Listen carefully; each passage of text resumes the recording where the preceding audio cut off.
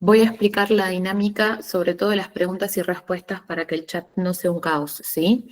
Si se fijan ahí arriba hay un código, sí, un link que es para que ustedes pregunten. Yo voy a tener abierta la ventana modo presentación. Alguien acá ya puso si le pasan el código de Meet. No sé si se pueden hablar entre ustedes en la ventana de presentación, pero a mí me van a aparecer sus preguntas, ¿sí? Prefiero que lo tipeen acá, cosa de poder ver las intervenciones y no lo que se cometen en el chat, ¿sí?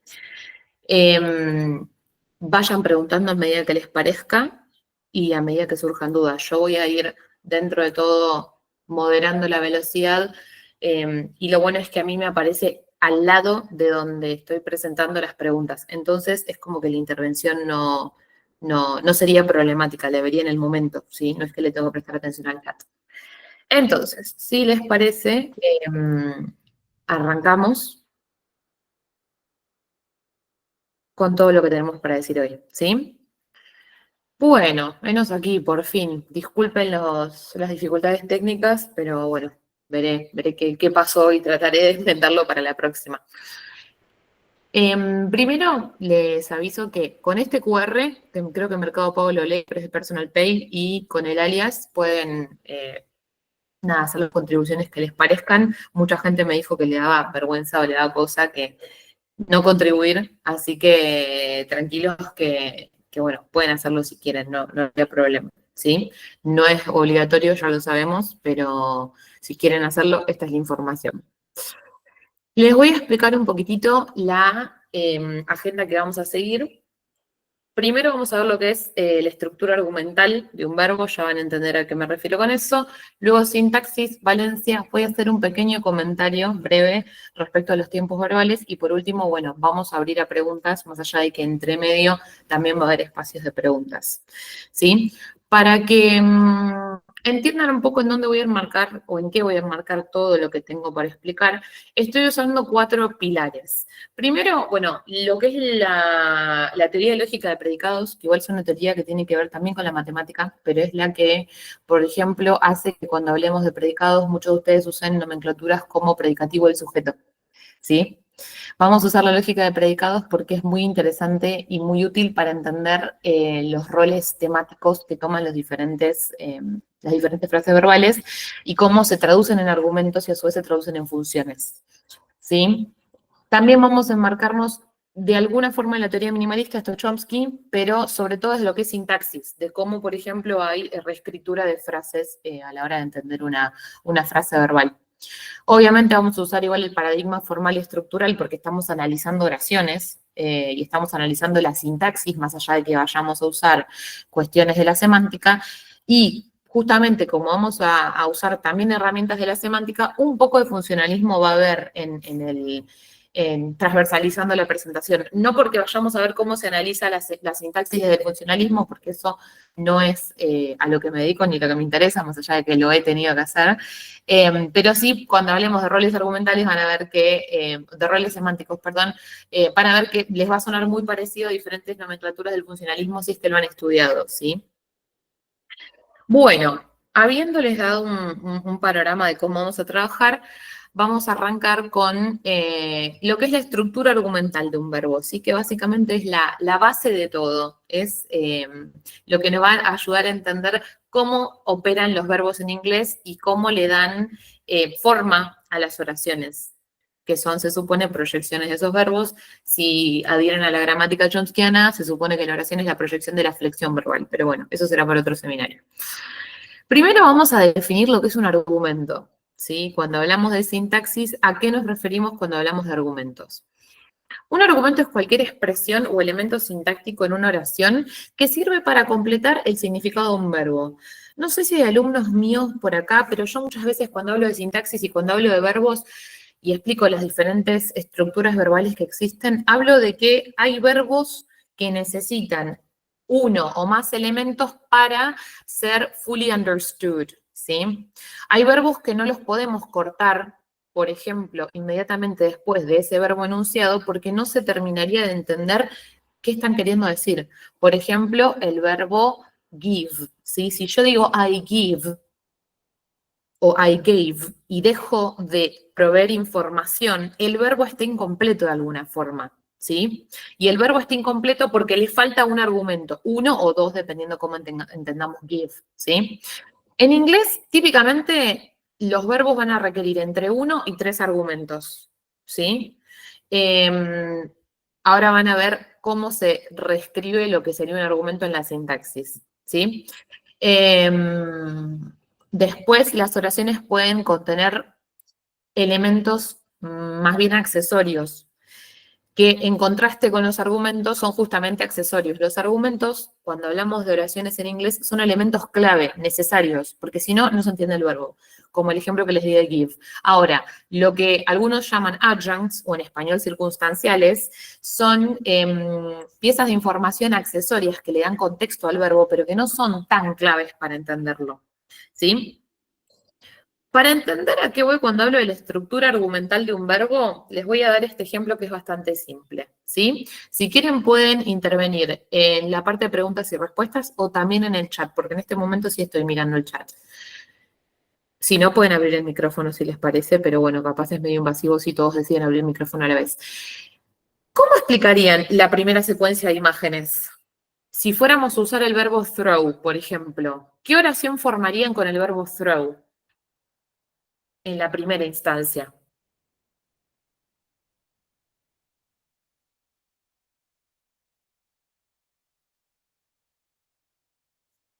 I can throw the ball, ok, pero con la persona que lo recibe, ¿qué hacemos, Lu? He threw the ball to him, I throw the ball, bien. Bien, me gustan los que están teniendo en cuenta la persona que está recibiendo la pelota, porque en este caso no está invisibilizada, ¿sí? Entonces, el primer ejemplo, por ejemplo, tomaría la forma de John threw the ball at Mike, o he throws the ball to him, sí, perfecto. Tenemos a quien tira, al verbo tirar, y a quien recibe lo que se tira, ¿sí? Y aparte lo que es tirado, ¿sí? Me gusta también, Caro, que es como mucho más específica. The first player threw the ball at the second one. Perfecto. Pero se entiende y se ve la recurrencia, por ejemplo, en la mayoría de los ejemplos que todos ustedes dieron cuenta de el elemento ball, ¿sí? Es un argumento en este caso, ball, porque es necesario para entender throw. Para tratar verbos del estilo throw, tenemos que entender quién tira, qué se tira y quién lo recibe, por lo menos en cómo está usado en este momento, en este ejemplo, ¿sí? Entonces, quién tira, qué se tira y quién lo recibe son tres argumentos del verbo throw, ¿sí? Ahora, fíjense el segundo ejemplo. Tenemos que arrancar con the ball, ¿sí? No con quién la tira. Y en este caso, si tenemos que arrancar con el que, estamos habilitando el uso de voz pasiva. Por ende, el ejemplo sería, the ball was thrown to Mike. Y ni siquiera by whom. A veces hace falta, a veces no. En este caso, como está en voz pasiva, el verbo throw requiere solamente dos argumentos. Pueden haber tres si se incluye a quién, pero en este caso se torna más bien accesorio el quién, ¿sí? ¿Por qué estoy dando vueltas y no estoy hablando todavía ni de sujetos ni de objetos? Porque cuando hablamos de argumentos no hablamos de función sintáctica, ¿sí? Hablamos de argumentos, hablamos de los elementos que son necesarios por su naturaleza y por el tipo de información que proveen para entender un verbo, ¿sí? Esto, la gramática funcionalista lo explota muchísimo y esto tiene que ver con la semántica.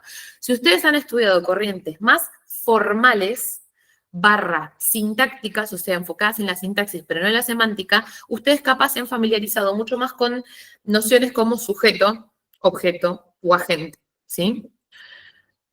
Pero si estudiamos los roles temáticos, según por ejemplo la teoría funcionalista, van a encontrarse, o constituent es más bien es primo hermano de argument, ¿sí? Estoy respondiendo un comentario que hizo Ivana. Pero cuando hablamos de roles temáticos, hablamos de elementos que tienen una carga de información extra, ¿sí? Y acá me parece muy importante aclarar la diferencia entre sintaxis y semántica. Semántica es el meaning, ¿sí? El significado de las cosas, cómo los elementos cargan información que les da diferentes tipos de, digamos, propensión a conectarse de una forma u otra, ¿sí? La sintaxis es cómo se conectan. Bien, la sintaxis es cómo se distribuyen los elementos en una oración. En ambos casos, tanto la semántica como la sintaxis se ven determinadas por la naturaleza del verbo, pero han habido escuelas que han querido desplazar la semántica y han querido, digamos, demostrar de alguna forma que no es tan así, como que no hace falta prestarle tanta atención a la carga de significado o la carga semántica que tienen diferentes elementos, ¿sí? Para mí es muy importante porque ayuda muchísimo a entender la sintaxis en base al tipo de verbo que nos estemos encontrando. Entonces, los roles temáticos, ¿sí? Son tipos de argumentos, si vamos a cruzar teorías, ¿bien? Y diferentes tipos de argumentos pueden, y lo vamos a ver en un cachito cuando pasemos a la unidad de sintaxis, pueden ejercer diferentes funciones sintácticas, ¿sí?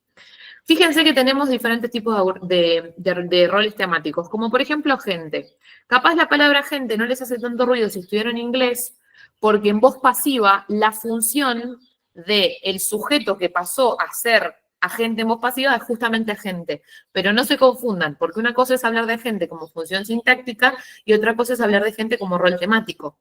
El agente siempre va a ser el sujeto, de alguna manera, o es quien carga la información para poder ser sujeto. ¿Sí? Este cuadro va a estar disponible para que luego lo estudien, no es la intención hacer un análisis detallado de cada rol temático, pero es para que ustedes entiendan que detrás de las funciones hay dimensiones de significado que les pueden servir para entender por qué tal elemento puede o no puede empeñar diferentes funciones. ¿Sí? Por ejemplo, el paciente y el tema son potenciales objetos directos, si vamos al caso, ¿sí? Y acá esto es prueba de cómo la función sintáctica no necesariamente tiene una correlación uno a uno y transparente con los roles temáticos, porque un rol temático puede tener más de una función sintáctica y más de un rol temático puede tener la misma función sintáctica, ¿sí? O sea, de vuelta, la correlación no es ni de uno a uno ni transparente. Pero entender como el shade of meaning que tienen algunas estructuras les va a servir para entender mejor cómo se relacionan con el tipo de verbo que dispara la presencia de dichas estructuras. Hasta ahora, ¿vamos bien?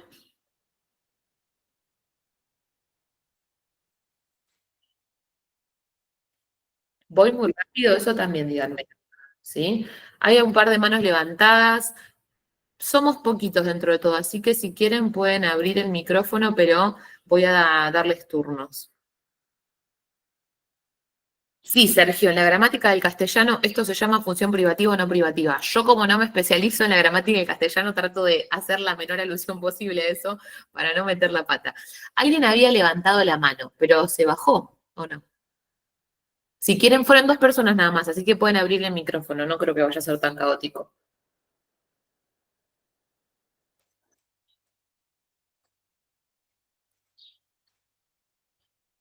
¿No? No hay intervenciones, no hay dudas.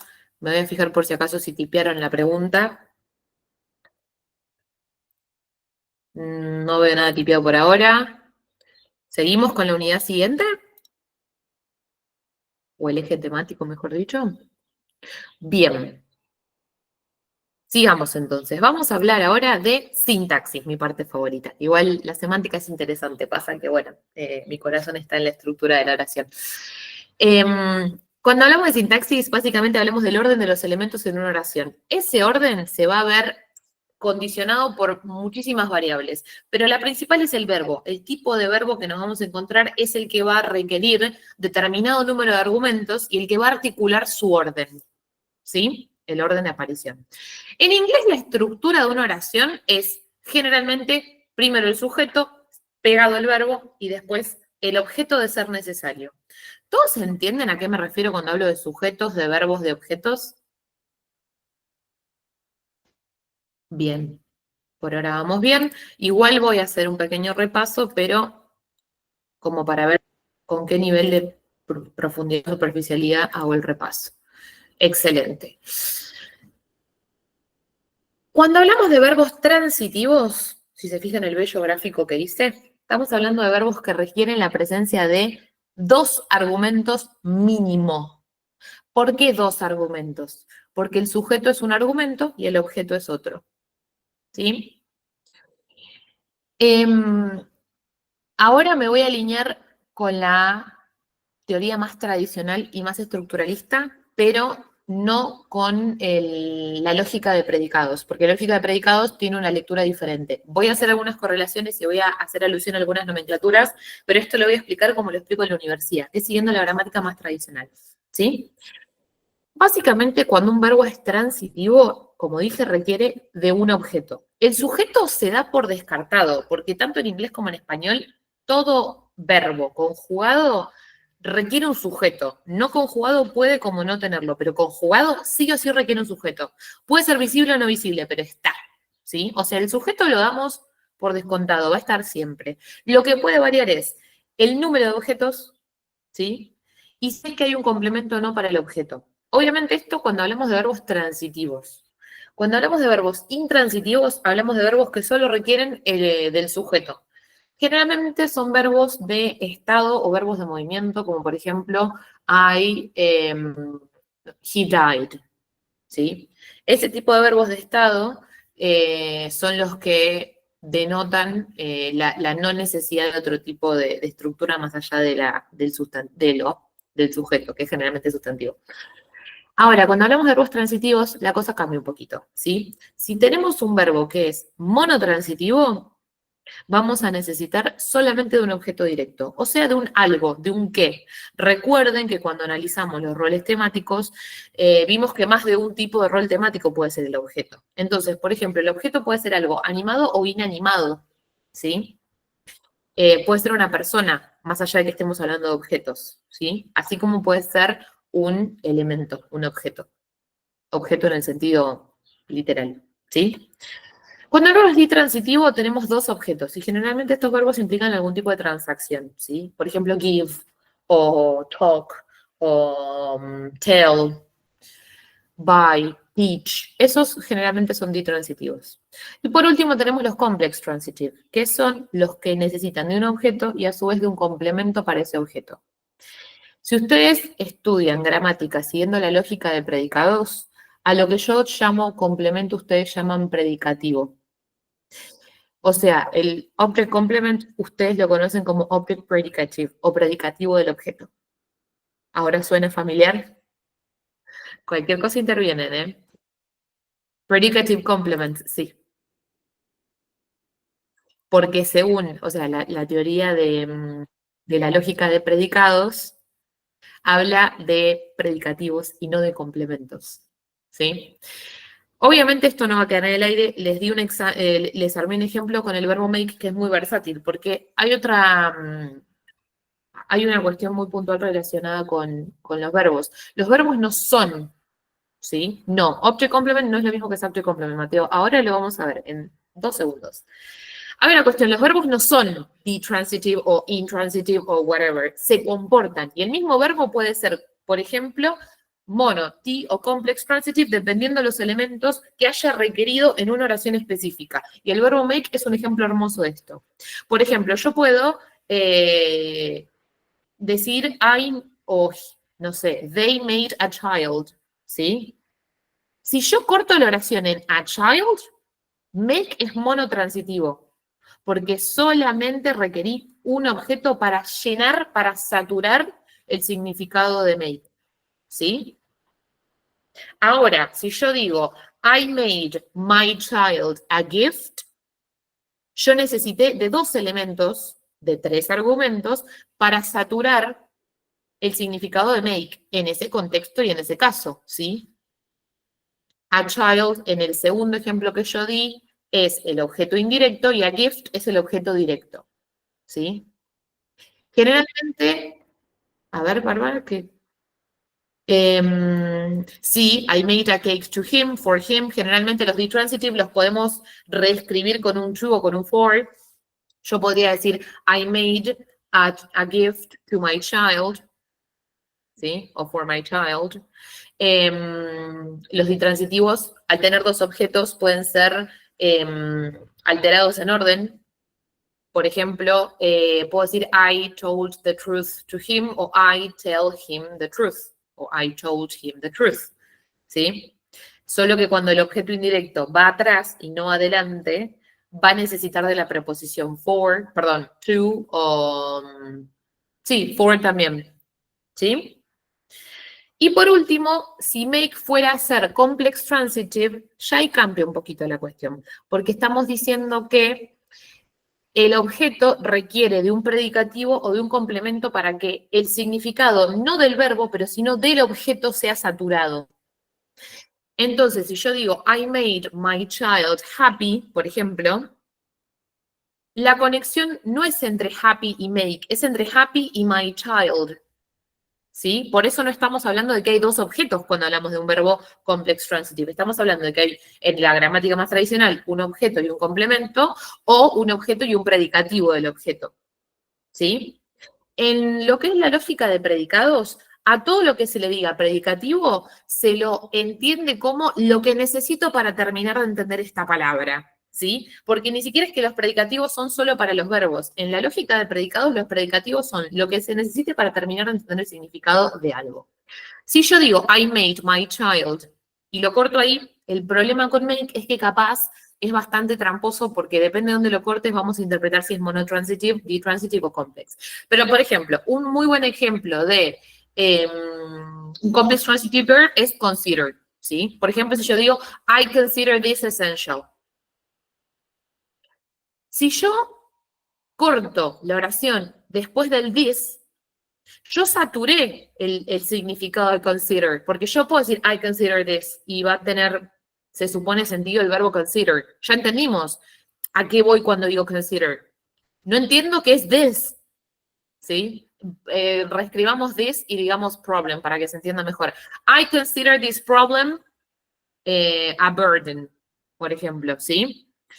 Yo nunca voy a terminar de entender a qué me refiero con this problem si yo no agrego el predicativo a burden, ¿sí? Pero a burden a mí me sirve para entender this problem, no para entender consider, ¿sí? Por entender voy a comprender, a terminar de entender el significado global en la oración. ¿Va teniendo sentido lo que estoy diciendo? Bien, cualquier cosa intervienen. Voy a chequear las preguntas y respuestas. No, por ahora no están preguntando la aplicación. Por suerte no son tan como pensé. A ver, Sergio, animal semático se vuelve obligatorio. Claro. O sea, lo que se vuelve obligatorio es, no importa qué se vuelve obligatorio, solamente sino qué elemento es el que lo requiere. Y cuando hablamos de complementos o de predicativos del objeto, justamente es porque el objeto lo requiere, no porque el verbo lo requiera. ¿Sí? Y fíjense que en naranja yo agregué lo que son adjuncts, que un poquito se mencionó cuando definí argumentos. Los adjuncts son los que en la gramática tradicional del español se llama circunstancial. Y como el nombre bien lo dice, es información circunstancial. Es información que no es necesaria para saturar el significado del verbo, pero sí es útil para enmarcarlo en un contexto, ¿sí? Por ejemplo, si yo digo, I made my child happy years ago, o I made my child a gift when he was 12. Sí, generalmente son de modo, de tiempo, de lugar, pero también tenés de causa, tenés circunstanciales de condición, el if, bla, bla, bla, en una conditional sentence se le considera un adjunct, es un adjunct of condition. O sea, a veces es más figurado, no es que sí o sí apuntan a la circunstancia física o material, ¿sí? Sino que a veces es más en un sentido figurado, como por ejemplo de condición. Bien, cuando hablamos de linking verbs, y ahora sí voy a hablar de lo que dijo Mateo, hablamos de otro tipo de estructura. Los linking verbs o copulative para muchos son los verbos to be, to become y cualquier tipo de verbo que se pueda parafrasear como generalmente be, pero también become. Por ejemplo, feel, ¿sí? I feel tired, ¿sí? En ese tipo de contextos, feel es linking. Lo mismo con, por ejemplo, una expresión como I turn 12 next month, ¿sí? Turn significa become, por ende es linking. ¿Bien? Y la estructura de los linking verbs, según la gramática más formal, llámese, por ejemplo, la de Quirk y Greenbaum, puede tomar dos caminos. Nosotros, si tenemos un linking verb, podemos encontrar que luego del linking verb hay un subject complement o un adverbial complement. ¿Cómo sabemos cuál es la diferencia? El subject complement es lo que la lógica de predicados denomina predicativo del sujeto. Y básicamente establece una relación de iguales. Si yo digo algo como the cat is naughty, yo estoy diciendo que the cat equals naughty, o sea que the cat y naughty hacen referencia a la misma entidad, ¿sí? Ahora, si yo digo the cat was in a shelter, yo no estoy haciendo alusión a la misma entidad en sentido de características, por ejemplo. Estoy hablando de la circunstancia en donde estaba, por ejemplo, el gato, ¿sí? Cuando yo uso esta segunda opción, la naranja, estoy hablando de adverbial complement, no de subject complement, ¿sí? Pero guarda, es un adverbial complement, no es un adjunct. Yo puedo tener más de una circunstancia, pero la circunstancia que es clave para saturar el significado del verbo es la que se va a denominar adverbial complement, ¿sí? O predicativo del sujeto. ¿Bien?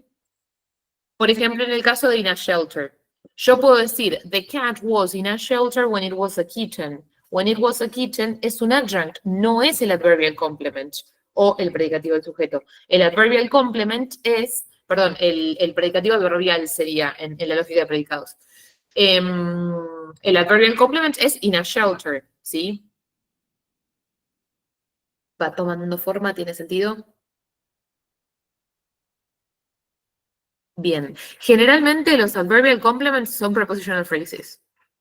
Y generalmente los subject complements o subject predicative son adjectival phrases o noun phrases. ¿Sí?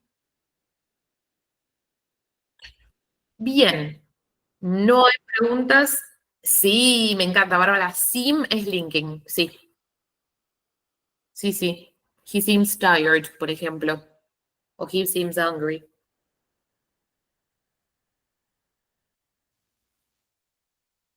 Voy a chequear la parte de preguntas. No, por ahora no hay preguntas. ¿Sigo?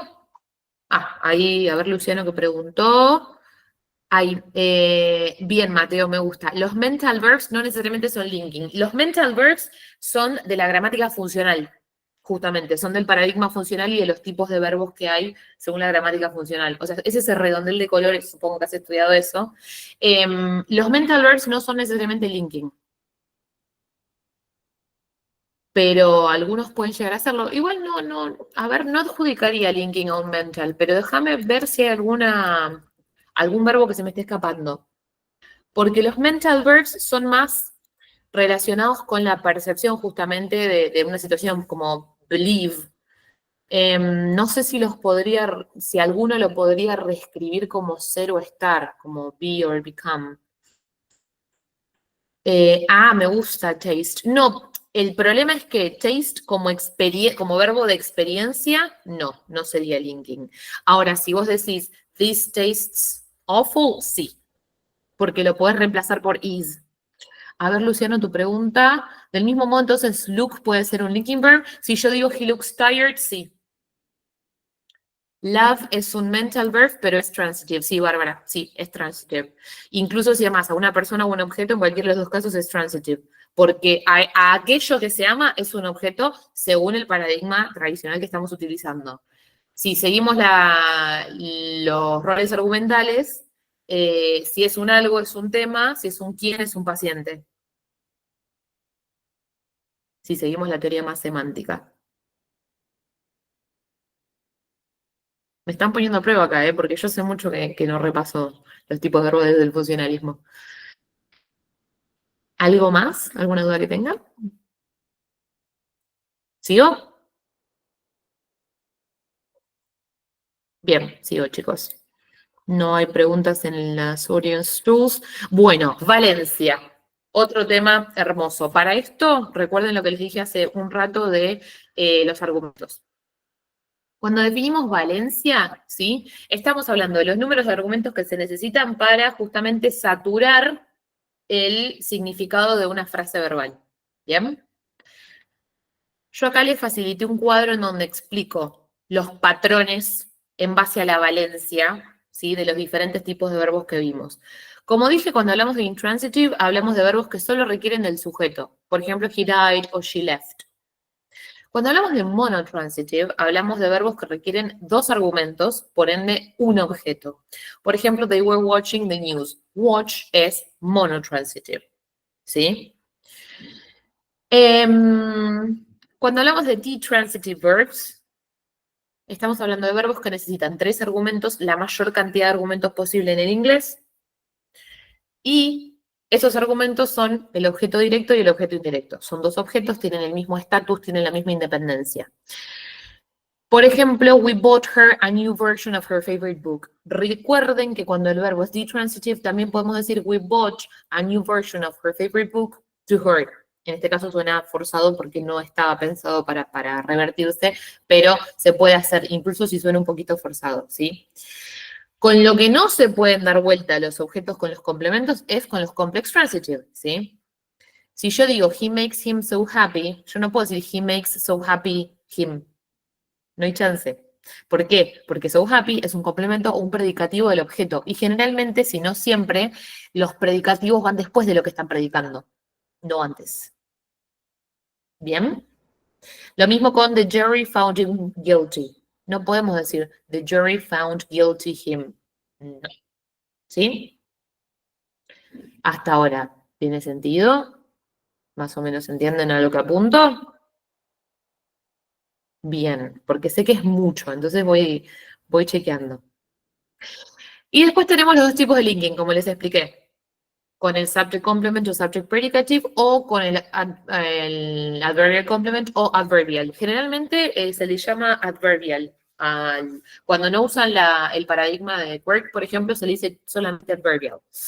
Entonces, cuando hablamos de subject complement, por ejemplo, cats are beautiful creatures, podemos decir, en ese caso, beautiful creatures es el subject complement. Pero si yo digo, mom is upstairs, upstairs es simplemente un adverbial, ¿sí? Ay, me encanta, Yara. Bueno, buenísimo que les esté gustando y que lo puedan seguir bien. Trato de hacerlo lo más simple posible. Y por último, estoy agregando dos variedades que con el paradigma estructuralista, por lo menos el que yo uso, a veces quedan como unaddressed y entramos como en un limbo.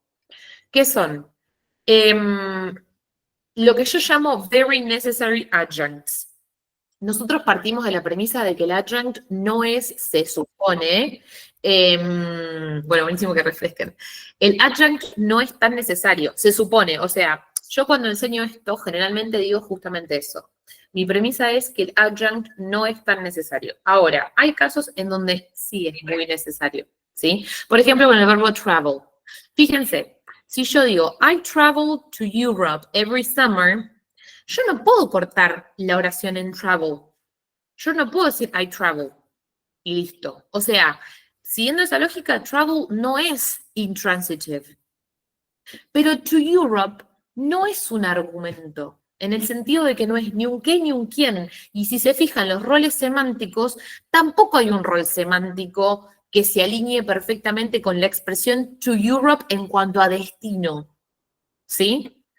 Entonces hay casos como el de travel, en donde el verbo no es monotransitive, porque to Europe no es un objeto, no es ni un qué ni un quién, pero es muy necesario de todas formas.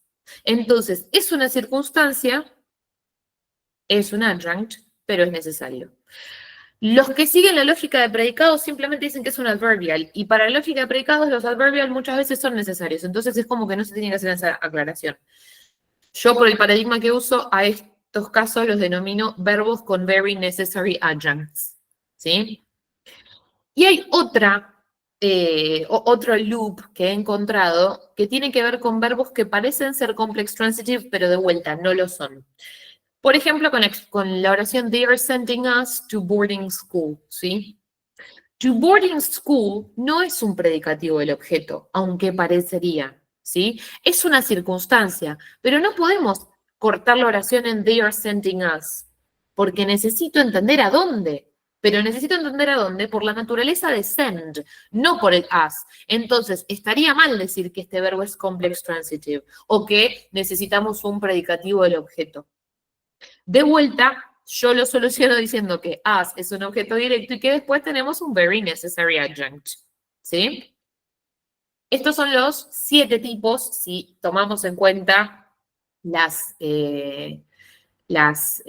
7, 8 tipos, si tomamos en cuenta estas pequeñas excepciones y como estructuras que toman de algunas otras, pero que no son exactamente ni monotransitive ni complex transitive. ¿Sí?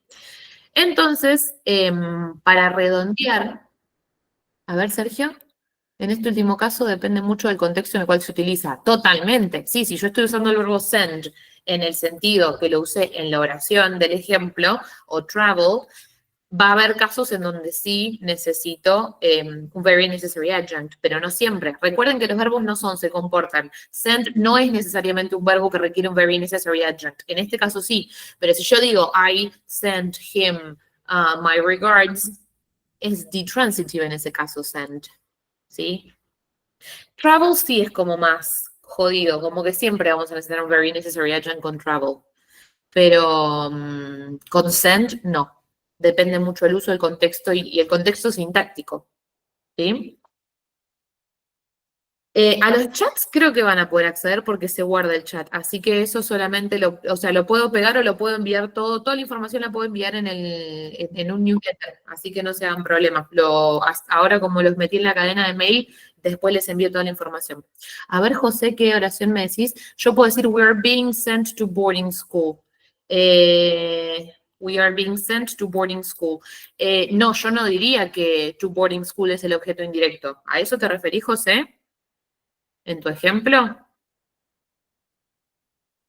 yo ahí diría que to boarding school es un very necessary adjunct, de la misma forma que to Europe es un very necessary adjunct de travel.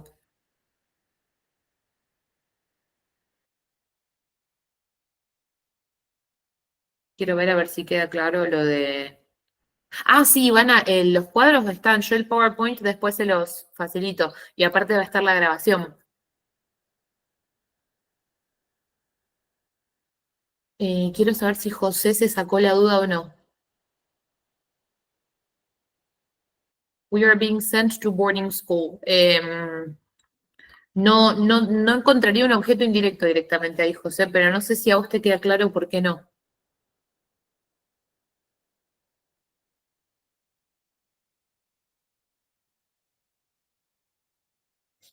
Vos tenías entendido que si lo podés hacer en voz pasiva y tiene sentido, entonces es objeto indirecto en activa. Ay, perdón, sí, para, yo no te había entendido.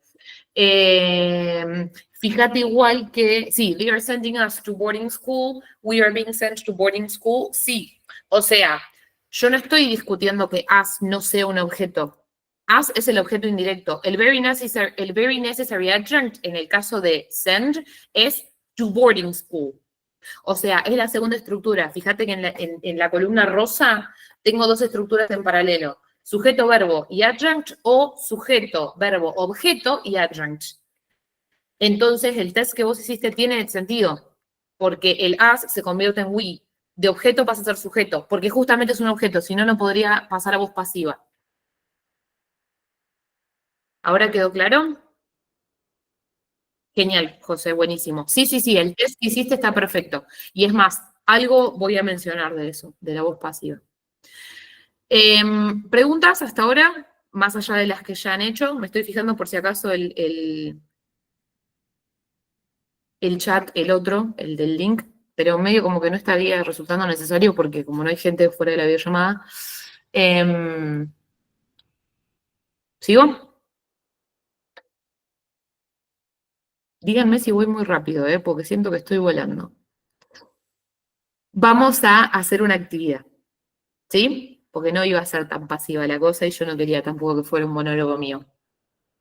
Sáquenle una foto a... Buenísimo, Belén. Sáquenle una foto a este cuadro, ¿sí?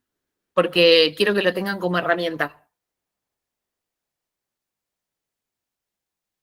Y una vez que le sacaron una foto, me avisan, así yo puedo pasar la diapositiva.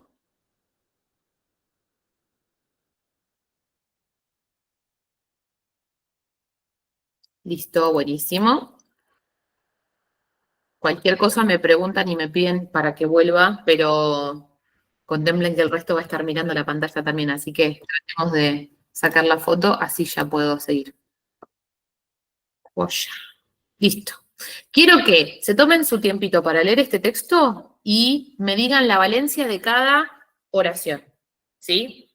Tómense un ratito, 10, 15 minutitos, vamos a trabajar en esto y vayan tratando de encontrar el patrón que ya tienen en el cuadro, que es transparente con la estructura de cada una de estas oraciones. ¿Sí? Yo voy a estar acá por si tienen dudas. Igual voy a ausentarme 2 segundos y ya vuelvo, voy a buscar agua, así no me dejo. Y seguimos, ¿sí?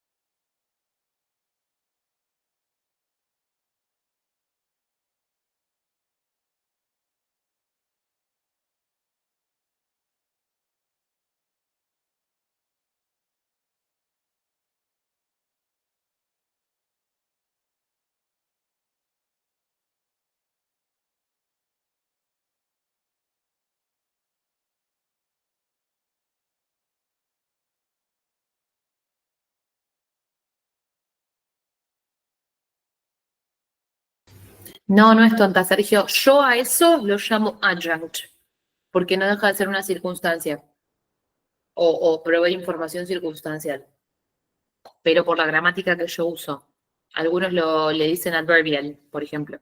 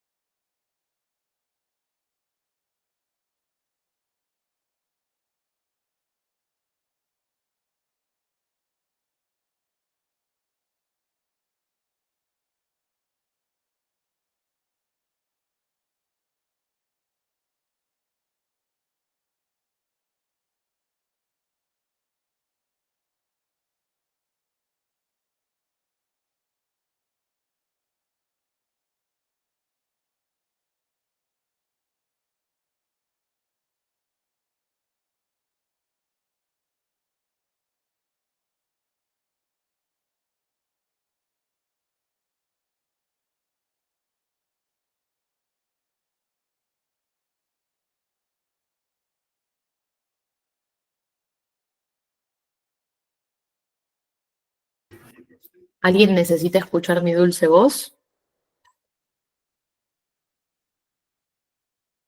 Capaz que es alguien que entró más tarde, no sé. Estamos haciendo la actividad que se ve acá,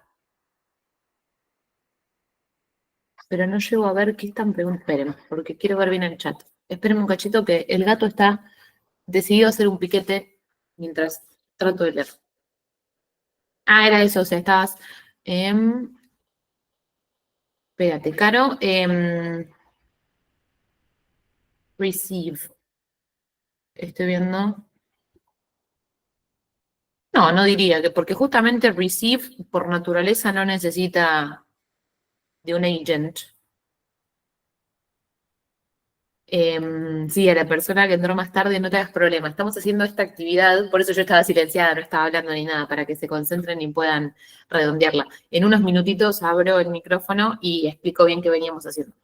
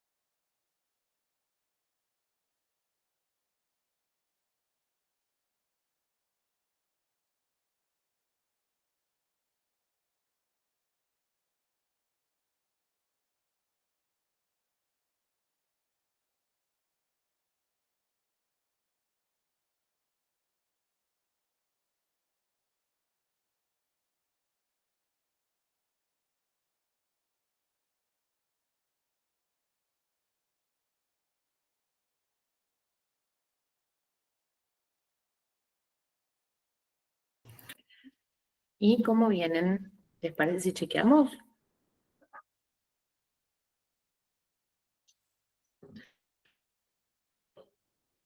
Se escucha el espamento de fondo, es Lito que ha sido desterrado del estudio por lo que dure esta clase.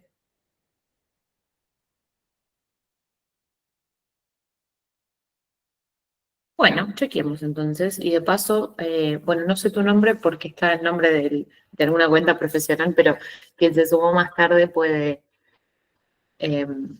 ponerse a tono. ¿Sí? Obviamente esta clase giró en torno a Lito. Siempre doy, cuando explico transitive, siempre doy ejemplos de gatitos.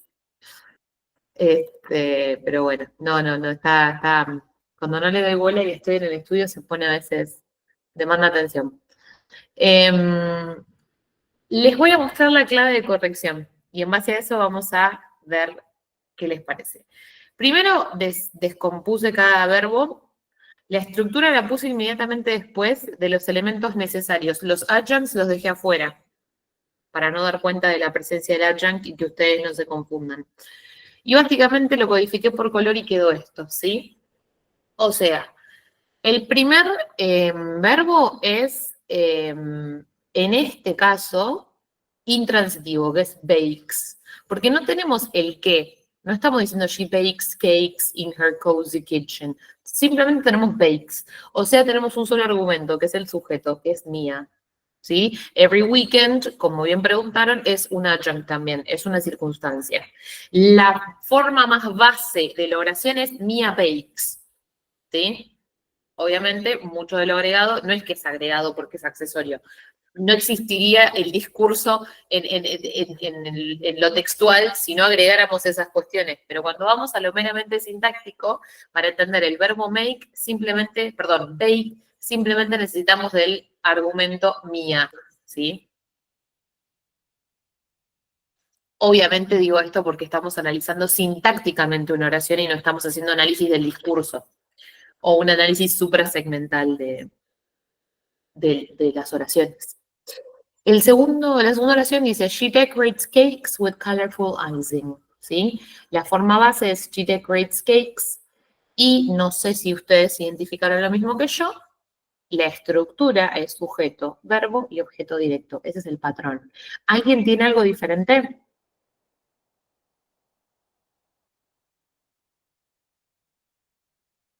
¿No? ¿Sigo? La siguiente oración arranca con un adjunct que es sometimes, y la forma base sería, Mia sends her neighbors a fresh batch of cupcakes, ¿sí? En este caso, lo que sí me confundió en el orden es objeto indirecto y objeto directo. O sea, a fresh batch of cupcakes es el objeto directo. Y el objeto indirecto es her neighbors. O sea, es a quién, es el destinatario de alguna manera, ¿sí? Los objetos indirectos son destinatarios, ¿sí? Y después tenemos otro tipo de oración, otro ejemplo que es her friends often call her a talented baker. ¿Sí? Call puede ser complex transitive. En este caso es a talented baker, el predicativo o el complemento del objeto, y her es el objeto. ¿Sí? ¿Más o menos identificaron lo mismo? ¿Alguna duda hasta ahora?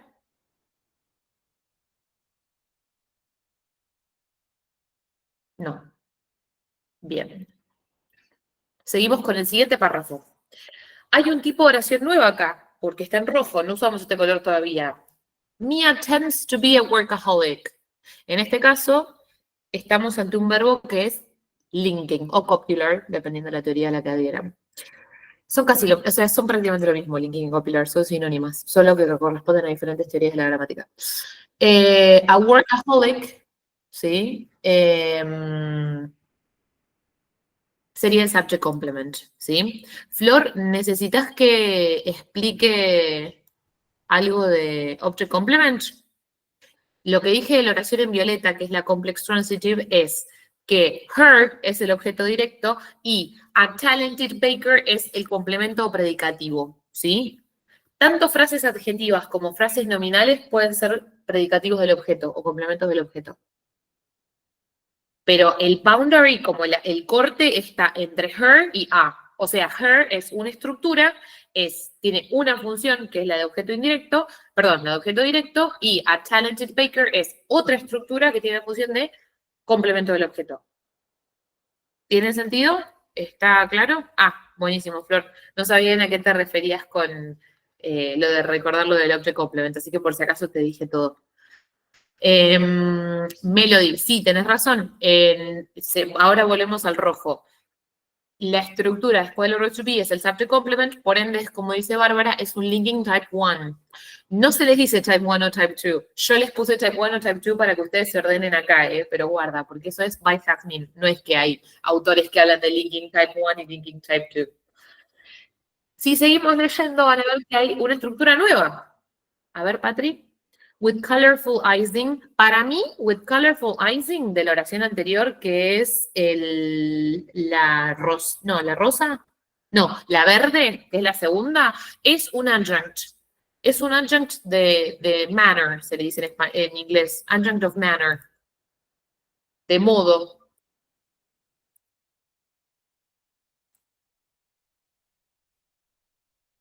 Mira, Bárbara, no, yo intensive verbs no conozco, o sea, no escucho esa nomenclatura, pero puede ser de una teoría de la gramática que a mí se me escapa.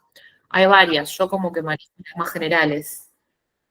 Sí, Karen, tends to be, todo junto es la frase verbal. Por eso hablamos de frase verbal y no de verbo solamente. El verbo es be, pero la frase verbal es tends to be y el verbo más fuerte ahí es be. Es el que le va a dar la transitividad o no transitividad a la oración. Tends to se habla de frases periverbales o de... Yo lo tomo, no es eso, pero es lo mismo que un modal verb, tend to.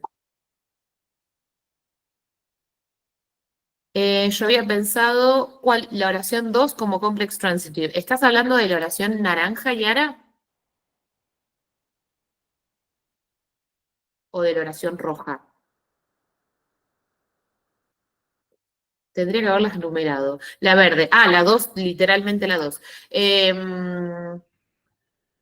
¿Sabes por qué yo no diría que como complex transitive sería with colorful icing? Yo no diría que with colorful icing es un object complement, porque yo no puedo decir cakes are with colorful icing.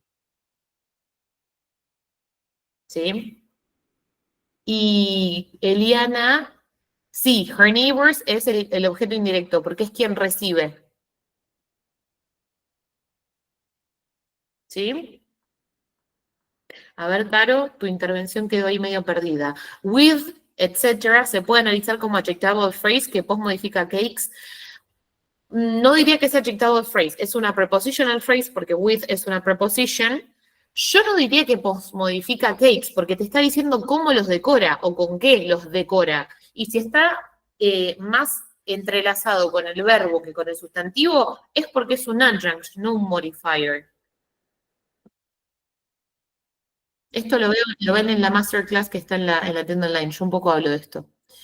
Yo diría que es un adjunct, pero ¿por qué es un adjunct? Porque es una circunstancia y es información que es relevante para el verbo, no para otro tipo de palabra. Y cuando es información relevante para el verbo, circunstancial, que no es un argumento, es un adjunct.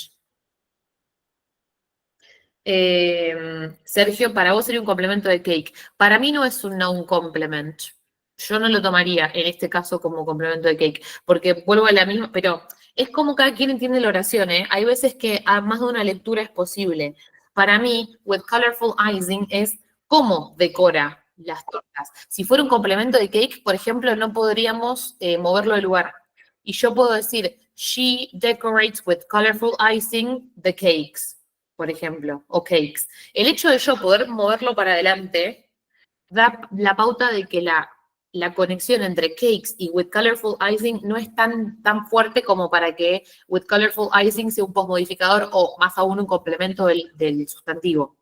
Pasa que, bueno, eso es meternos dentro de la frase nominal y no tuvimos tiempo de analizarla hoy. Yo diría que es un circunstancial de modo en inglés, en español también igual. No, adverbial phrase es la categoría, Mariana, adjunct es la función.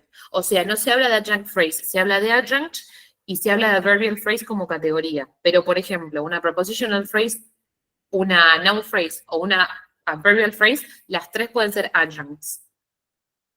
Sí, Karen, yo diría que es un adverb of manner.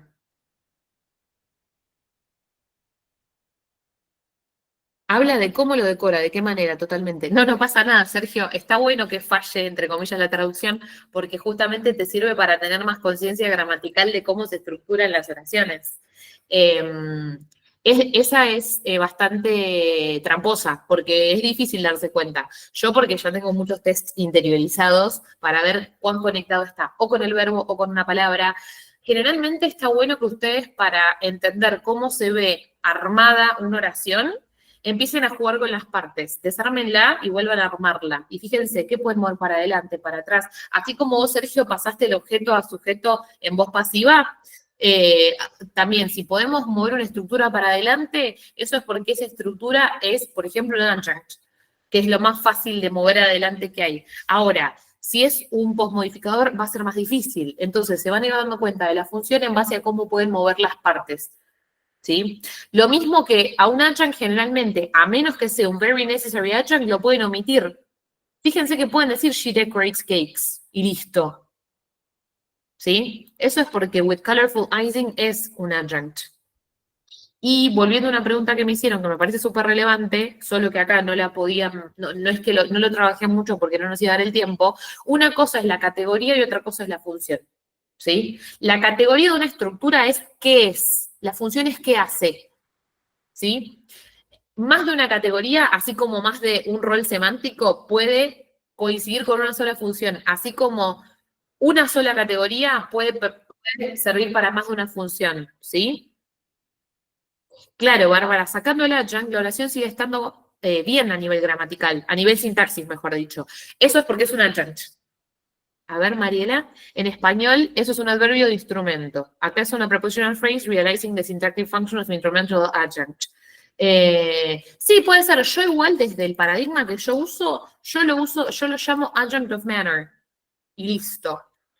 Es más, a mis alumnos a veces me retan mis jefes, pero yo le digo a todo adjunct y no me interesa ni siquiera qué tipo de adjunct es. Pero bueno, yo en ese sentido soy muy liberal con los adjuncts. Es como que, bueno, prefiero que me especifiques qué tipo de objeto, pero el adjunct no importa tanto, siempre y cuando digas que es un adjunct.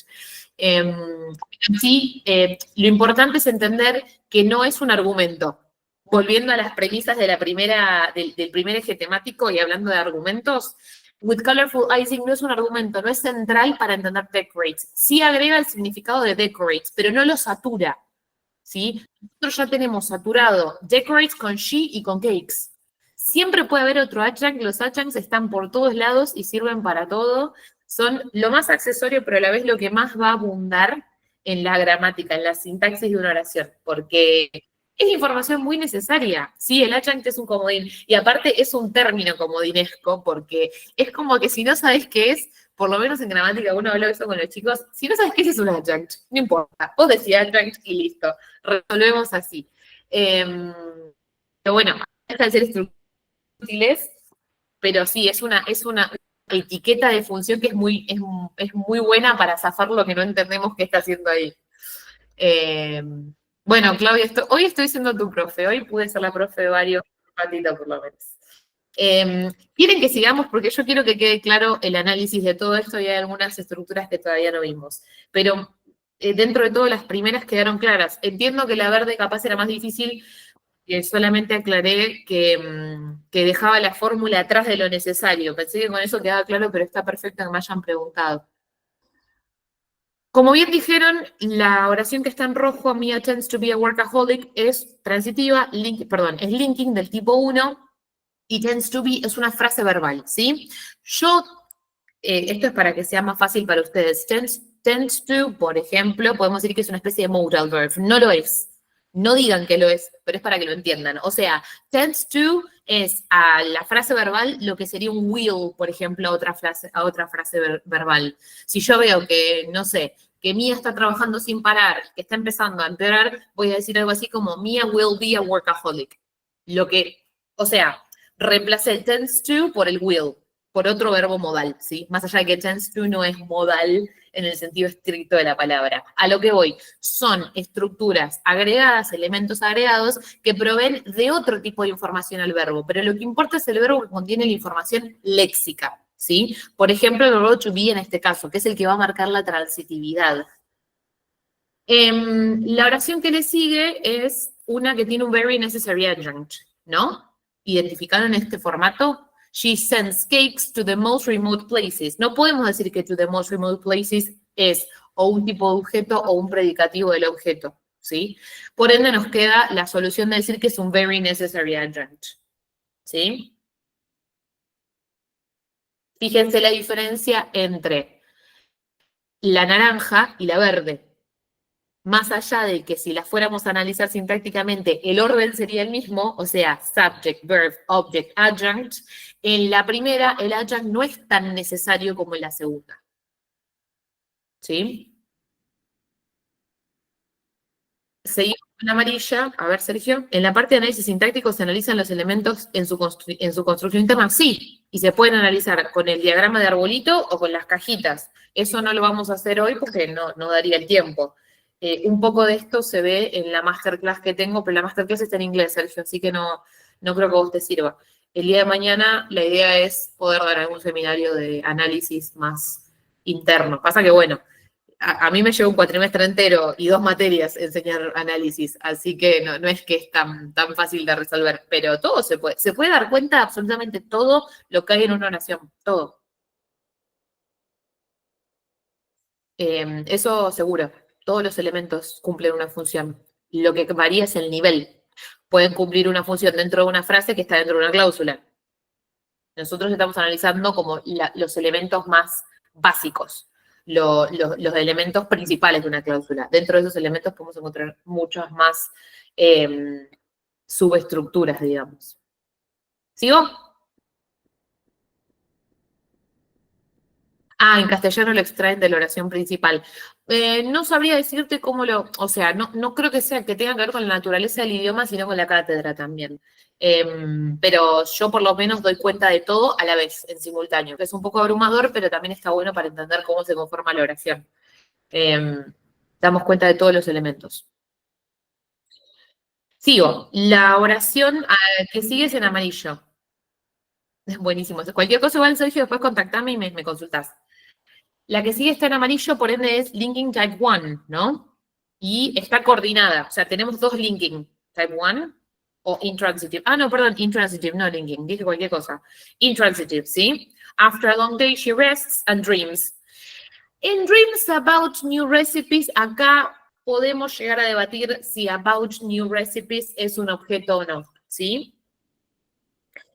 Muchos dirán que es un objeto, no soy quien para contradecirlos. Pasa que según la gramática a la que yo adhiero, las frases preposicionales no pueden ser objetos. Pero bueno, acá es en donde encuentro legal loops, digamos, que me pasa que a mis alumnos les digo, bueno, la gramática que usamos es falible como todo tipo de sistema al que podemos adherir. Si empresa con preposición justamente es un adverbial, es mucho mejor candidato para ser adverbial que para ser un objeto. Vuelvo a lo mismo, según la gramática estructuralista que mira ciegamente a la sintaxis. Si no es objeto directo, es un adjunct. Ahora, podemos decir que es un objeto directo si nos enfocamos más bien en la semántica y en los roles temáticos. Porque about new recipes es como, bueno, es el watch de alguna manera. Es lo que se sueña, ¿sí? Entonces, si lo entendemos desde el lugar no tan sintáctico estricto, en donde si tiene una preposición no puede ser un objeto, y más desde el costado semántico y qué significa cada elemento, podemos decir que es un objeto directo, ¿sí? Eso va a depender mucho de la gramática a la que adhiera quien sea que les esté explicando cómo se compone esta oración, ¿sí? Pero pueden decir o que es intransitive o que es monotransitive, pero obviamente dando cuenta de lo semántico, digamos. Si es que ustedes, por ejemplo, son alumnos míos y tienen que explicar por qué hay una preposición ahí metida en el medio si supuestamente los objetos son construcciones sustantivas y no preposicionales, ¿sí? En español no es tan común. En español es mucho más común encontrar objetos con preposición. Muchísimo más común. Por ejemplo, decir algo como, tanto para objetos directos como indirectos. Acá, Sergio, me puedes ayudar, pero si vamos al cuadrito de los roles argumentales, fíjense que el tema, por ejemplo, el paciente, cuando es una persona, podemos decir el dentista curó a la paciente. A la paciente es el objeto directo y tiene una preposición, ¿sí? Pero en español se permite más. Sí, generalmente aparece con la preposición a. En inglés no. En inglés no es tan común encontrar objetos directos que tengan una preposición adelante. Son estructuras nominales en su totalidad. No necesitan el ganchito de la preposición. ¿Sí? Bueno, sigamos con el texto. Claro, los indirectos aparecen con a o con para en español. En inglés, los indirectos aparecen con for, por ejemplo. ¿Sí? Si analizamos el tercer párrafo, van a ver que dice, the next morning her cakes are on display at the local market. ¿Sí? Y después hay una subordinada que dice, where they receive great news.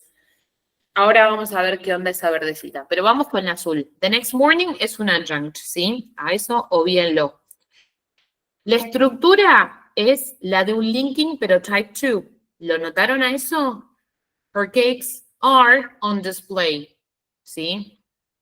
No podemos decir que her cakes y on display son la misma entidad o aluden a la misma entidad. Es más bien una circunstancia, ¿sí?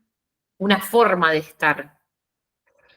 Generalmente, si sacamos de la ecuación los sentimientos, en el sentido de decir estoy triste, los dos tipos de linking se alinean muy bien con la diferencia entre ser y estar. Linking type 1 es ser, por ejemplo, mi gato es travieso. Linking type 2 es el estar. Por ejemplo, sus tortas están en muestra, ¿sí? No siempre, porque en español se habilita el estoy triste de todas formas, así que guarda, no es siempre, pero muchas veces esa correlación sirve para entender los dos tipos de linking, ¿sí? Y fíjense que la subordinada, más allá de que es todo parte de la misma oración, yo quería analizar todas las estructuras verbales usadas, el where lo omiten, no le den pelota por ahora. Pero si yo digo, they receive great news, estoy hablando de un monotransitive verb, que es receive, en este caso, ¿sí? ¿Sí? Que Caro, creo, me había preguntado si receive tiene como un agente oculto. En realidad no, porque el verbo no necesita ese tipo de argumento. El verbo receive no necesita a alguien que envíe algo, necesita a quien lo reciba y a lo que se recibe, ¿sí? En cambio, el verbo send sí necesita a alguien que envíe, a lo enviado y a lo que y a quien lo reciba, ¿sí? Pero receive, desde la perspectiva que se usa receive, no. Por la naturaleza, y esto es por la naturaleza, o sea, por la carga semántica, no sintáctica del verbo receive, ¿sí? Porque en realidad they es el paciente, es quien recibe en términos semánticos, pero en términos sintácticos es el sujeto. ¿Sí?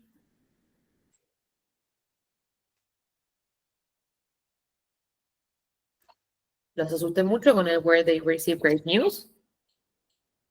¿O estamos re cansados? No sé, igual ya terminamos, ¿eh? ¿Sigo con la última? Sigo, listo. Ya tengo lo que de Luciano, así que sigo. La última dice, Mia considers making a recipe book her greatest achievement, hoping to inspire others to bake. En este caso es complex transitive, ¿sí? Making a recipe book es el objeto. Her greatest achievement es el predicativo o el complemento. Y hoping to inspire others to bake es un adjunct, es un adverbio, o sea, una estructura adverbial en español. En inglés se le dice adjunct.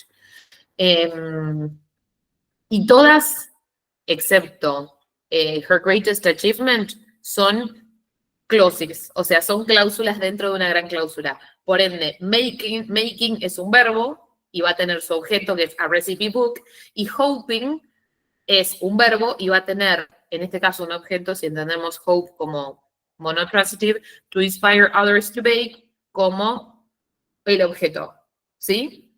Y to inspire es otro verbo, ¿sí? Que va a tener sus argumentos respectivos. Esta última oración me sirve de gancho para decir algo y para movernos a al último eje temático que es tense. Making, sí y no, no es un noun, es una gerundial clause. No vamos a ver non-finite clauses hoy, pero sí, es una clause que se comporta como un noun, y a eso se le dice gerundial, cuando es ing. Vamos a hablar un poquitín de tenses porque me lo pidieron un montón, pero voy a hablar de tenses relacionado con lo que es syntax, ¿sí? El tiempo verbal, o sea, un verbo se conjuga por muchas razones. En inglés hay una marca temporal cuando se conjuga el tiempo verbal, el verbo. O sea, se puede conjugar en presente o en pasado. Un verbo no siempre tiene que estar conjugado, puede estar no conjugado. En inglés, a un verbo no conjugado se le dice non-finite, ¿sí? ¿Qué es non-finite o qué quiere decir que no está conjugado? Que no hay concordancia entre el sujeto y el verbo. En español es muy clara la concordancia, en inglés no tanto. En inglés hay concordancia visible entre sujeto y verbo en la tercera persona del presente simple, por ejemplo. Yo digo he sleeps all day. Esa S que agregué es porque hay un he y porque sleep está conjugado, ¿sí? Todos los verbos se conjugan cuando están en uso, solamente que el inglés no evidencia la conjugación en la flexión verbal, ¿sí? Cuando un verbo no está conjugado, igual se puede usar, pero no tiene los mismos superpoderes. O sea, no está marcando tiempo y no va a necesitar sí o sí de un sujeto. Puede tenerlo como no. Cuando el verbo está conjugado, sí o sí hay presencia de un sujeto. En inglés esa presencia encima es visible, en español puede ser tácito. Cuando un verbo no está conjugado, lo que sucede es que no tenemos marca temporal, como en making. Making a recipe book no te da la pauta de si es algo que sucedió, que sucede o que va a suceder. Porque no está conjugado, porque es non-finite. Lo mismo to inspire. To inspire others to bake, y to bake también, son verbos, esto es algo que estoy diciendo yo, no es una categoría que exista, atemporales porque no están conjugados. Entonces yo no sé cuándo está pasando esto. ¿Por qué no lo sé? Porque no es necesario. Porque yo quiero hablar del verbo como idea, como concepto, no del verbo haciendo alusión a un evento que sucedió o que sucede o que va a suceder. Entonces prescindo de la conjugación y prescindo de marcar el tiempo verbal. La conjugación en inglés trata de tiempo, no tanto de persona porque no hay tanta importancia entre la concordancia entre el verbo y la persona, en lo que es visible, ¿no? A ver, José, el hoping también sería non-finite. Hoping to inspire others to bake. Sería como un and she hopes, pero no está dicho como and she hopes, está dicho con una non-finite clause. ¿Sí? Esa no conjugación del verbo nos habilita a hacer algunas cosas y nos restringe en otras, ¿sí? El verbo a su vez puede tener voz activa o voz pasiva, que algo mencionó José y algo estuvimos viendo. Cuando el verbo tiene voz pasiva, se le incluye el auxiliar, que es el to be, el que marca la voz pasiva, sumado a el verbo en su forma participia. Fíjense que si yo digo, I told him por ejemplo, no, steal, ¿sí? Si yo digo, the thieves stole my wallet, es una cosa. Ahora si yo digo, my wallet was stolen, ese en es la flexión que yo necesito para hablar en voz pasiva, que es la forma participia del verbo, ¿sí? Cuando yo uso voz pasiva, sí estoy alterando la sintaxis de una oración. Cuando el verbo no está conjugado, no estoy alterando la sintaxis de una oración. Y por sintaxis me refiero a la valencia. La valencia se va a ver alterada en el sentido de que si el verbo no está conjugado, puedo prescindir del sujeto, aunque a veces igual va a aparecer. ¿Sí? Y para lo que sirve entender si un verbo está o no está conjugado es primero para no andar buscando un sujeto que no está. Y segundo, para entender el rol que esa cláusula puede o no puede tener. Una cláusula que no está conjugada jamás va a poder ser una oración. ¿Sí? Fíjense que la oración en violeta, la última, gira en torno al verbo considers, porque es el verbo conjugado. Todo lo otro, que son verbos no conjugados, son elementos que hacen a la oración más grande, pero que no son una oración en sí misma. ¿sí? Making a recipe book es el objeto. No es una oración, es el objeto. O sea, es una estructura que tiene una función sintáctica dentro de una oración que le excede, que es más grande, dentro de una cláusula mayor. ¿Sí? Hoping to inspire others to bake es un adjunct y es lo que se llama una present participial clause o ing clause. ¿Sí? Al making a recipe book se la considera una gerundial clause. Y dentro del hoping to inspire others to bake, tenemos encima una to infinitive to inspire others to bake como objeto de hoping. O sea, las non-finite son medio mamushka, pueden ir una dentro de la otra, ¿sí? Es raro encontrar una conjugada dentro de una non-finite, pero no al revés. Las non-finite son re comunes dentro de una cláusula mayor conjugada, ¿sí? Pero recuerden, no existe oración que se sostenga por sí misma si el verbo no está conjugado. Eso es fragmento, ¿sí? Si ustedes ven que una oración tiene el verbo que no está conjugado, o es un error de lengua o es un error de writing, porque es una run-on sentence o es un fragmento. Pero todas las oraciones existen en cuanto y en tanto el verbo principal se conjugue, ¿sí? Y como dije, por conjugado se entiende que entra en concordancia con el sujeto. En muchos idiomas el verbo se flexiona por número, por persona y por tiempo verbal. En algunos otros por tiempo y por persona, en algunos por tiempo. ¿Sí? El tiempo verbal es una constante en todos igual. Todo verbo se flexiona por tiempo verbal, eso seguro. Lo otro es más o menos accesorio. En el inglés, la mayoría de los verbos, en la mayoría de los tiempos, para la mayoría de las personas, no marcan la flexión por persona. No es lo mismo que en español, que cada verbo se ve flexionado por la persona o por el pronombre personal que le corresponde, ¿sí? Esto es por la naturaleza del idioma y porque el inglés no es una lengua tan inflexional como lo es el español, ¿sí?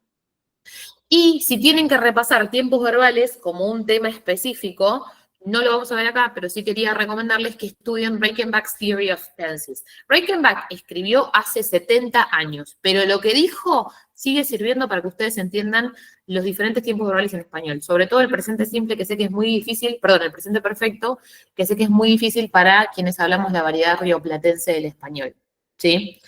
Esto obviamente se los dejo como un comentario aparte porque demasiadas personas me pidieron trabajar tiempos verbales, pero como no es mi área de experticia, solamente quería recomendarlo, no iba a ponerme a explicar esto porque no es en lo que me quería interiorizar, ¿sí? Habiendo hecho todo este raconto, siendo las 8:30 de un domingo, les agradezco un montón que estén acá. Si tienen una pregunta más, pueden directamente abrir el micrófono, preguntar o comentar en el chat, y si no, ya podemos ir dando por cerrada la clase. Sergio, decime.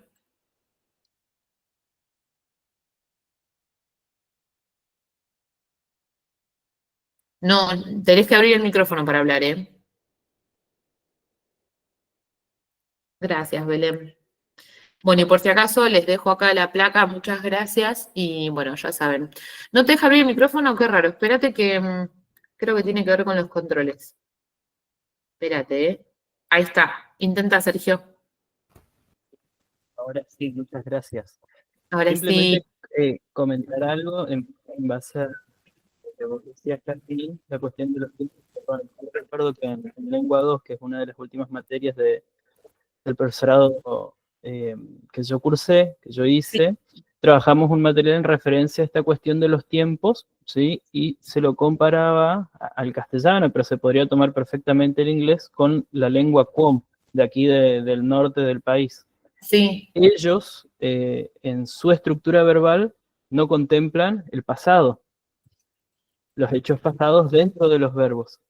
Por lo tanto, O sea, cuando, no flexionan por pasado, como pasa con claro, el inglés. exactamente, no lo flexionan por pasado. Entonces, cuando se quería enseñar el castellano o el español, llame como se lo llame, era muy difícil hacer esta relación entre ambos idiomas, ya que no contaban con ese elemento. Era simplemente eso que me pareció No, interesante y está mencionarlo, buenísimo. como se... En inglés pasa algo parecido porque el inglés no flexiona por futuro. Nosotros para configurar el futuro en inglés tenemos que usar sí o sí verbos modales o frases periverbales. que sería, por ejemplo, el Be Going To. Bueno, si esto sale bien y les gustó, y si tengo energía, la idea es hacer algunos encuentros más. Así que, nada, me gusta que les haya gustado. La verdad que más allá del cansancio lo re disfruté, así que espero que les haya servido y que les haya gustado. Fue medio un crash course, fue mucho, pero bueno, sé que se vienen los exámenes, entonces capaz que les sirve tener como un paneo más general de todo. Bueno, buenísimo, me alegro que les haya servido. Y me alegro que hayan podido participar. No quería que el dinero fuera un impedimento. Así que me alegro que hayan podido, que les haya servido. Buenísimo, entonces. Y por la grabación y por el PowerPoint no se preocupen porque yo ya mañana seguramente suba todo. Voy a dejar de grabar, me despido de quien esté viendo en este momento. Muchas gracias y bueno, nos encontraremos en otro momento.